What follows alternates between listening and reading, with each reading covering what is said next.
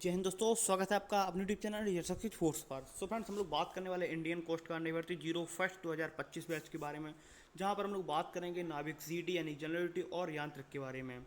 हाँ, मैं बात करेंगे कि इस बार जो आपके इंडियन कोस्ट गार्ड यानी आईसीजी जो एडमिट कार्ड है वो आपके कब तक आएंगे और आपका जो एग्ज़ाम है वो कब तक कंडक्ट किया जाएगा। तो इसके बारे में हम लोग कन्फर्म एक बात करने वाले हैं। पूरा यहाँ पर डिस्कस करेंगे कि एडमिट कार्ड को लेकर और जो एग्ज़ाम डेट को लेकर स्टूडेंट्स में कन्फ्यूज़न है कि जो मेरा एग्ज़ाम है वो कब तक होगा। देखिए, क्या रहता है कि जब तक ये लगता रहता है कि एग्ज़ाम कब होगा, तब तक ये जो अपनी स्टडी है उसमें थोड़ा वो बना रहता है, इनरेगुलरिटी बनी रहती है कि भाई एक बार पता चल जाए कि मेरा एग्ज़ाम ये है तो मैं उसी उतना अपने टाइम का एक पूरा अपना एक स्टडी टाइम बना लूँ और जिससे कि अपनी तैयारी कर सकूँ। तो आपको पता है, तो आपका जो एग्ज़ाम है आपको पहले ही नोटिफिकेशन में पूरा डिस्कस कर दिया जाता है।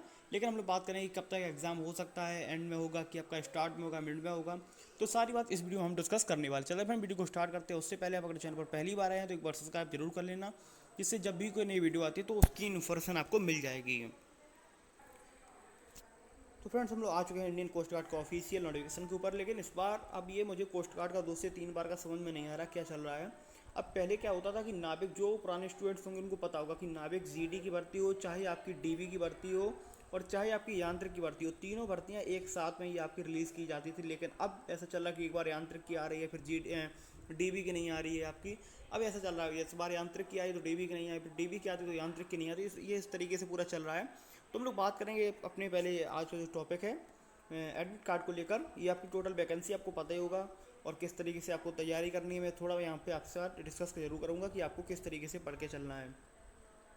सिलेबस के ऊपर एक कंप्लीट वीडियो आपके लिए बना दूंगा कि आपके सेक्शन में कहाँ से कितने क्वेश्चन पूछे जाएंगे, तो उसके ऊपर भी एक पूरा बनाएंगे डिटेल वीडियो कि इस तरीके से आपको पढ़ के चलना है। तो सबसे पहले हम लोग नीचे आते हैं, जहाँ पे हम लोग देखेंगे अपने एग्ज़ाम को लेकर। तो ये जो कुछ डेट्स हैं जिन पर हमको बात करनी है, तो सबसे पहले एक बात बता दूं कि नाविक जीडी और यांत्रिक का जो एग्ज़ाम होता है वो एक साथ में ही होता है। एक साथ का मीन है मतलब शिफ्ट अलग होती है।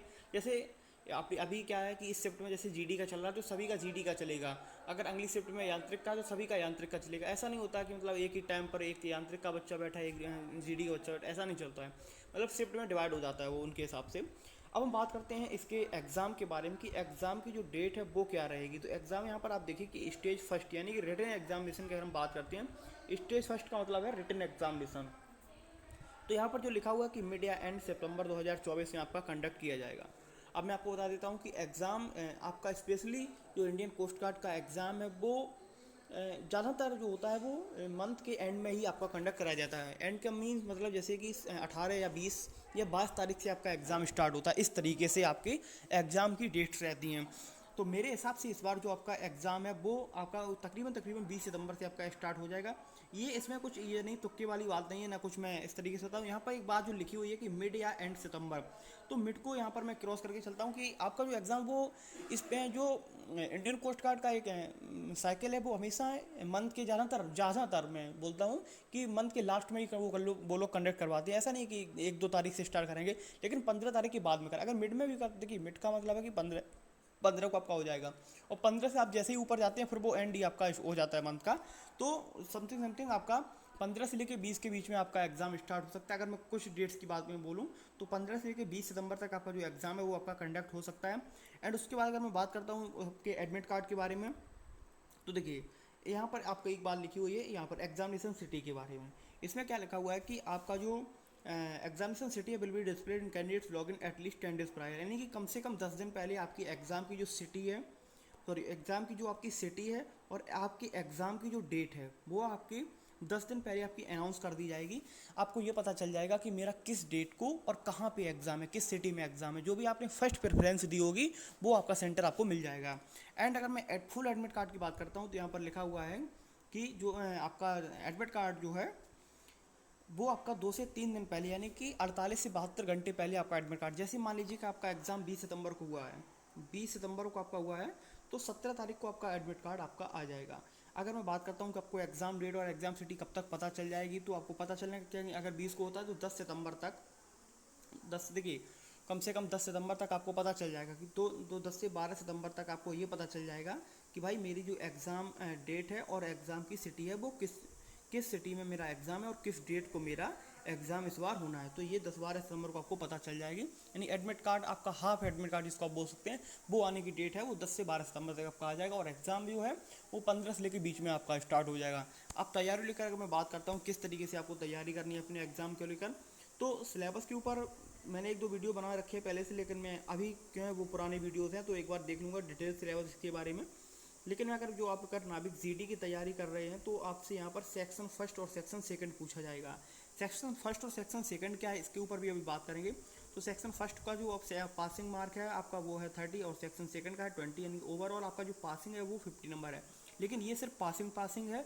अगर आप वहीं पर इसकी कट ऑफ को पार करना चाहते हैं तो अप्रॉक्स 70 के ऊपर ही आपको स्कोर करना पड़ेगा। 80 अगर आप जर्नल से 75 से टू 80 तक आपको स्कोर करना पड़ता है, तभी आपका सिलेक्शन, क्योंकि आप पोस्ट जानते हैं।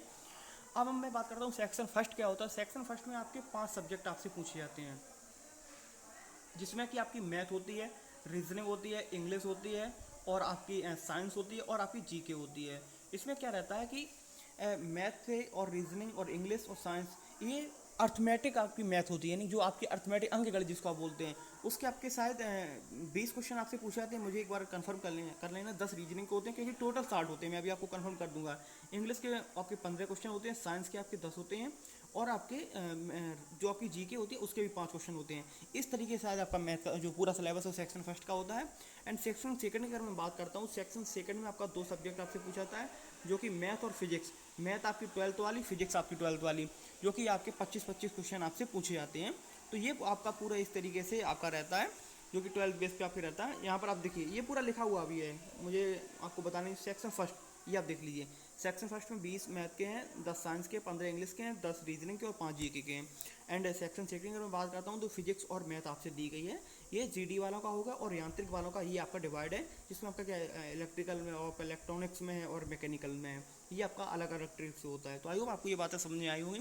तैयारी आप किसी का ऑनलाइन बैच भी ले सकते हैं, किसी का भी ले सकते हैं, मैं यहाँ पे किसी का नाम ले लूँगा, जिसका भी आपको अच्छा लगे उसका आप ले सकते हैं। एंड आप यूट्यूब वगैरह से भी तैयारी कर सकते हैं, आपको उतना आपको मटेरियल मिल जाएगा जिससे आप अपनी तैयारी कर लें। तो मिलते हैं आपसे अगली वीडियो में, तब तक के लिए जय हिंद, जय भारत।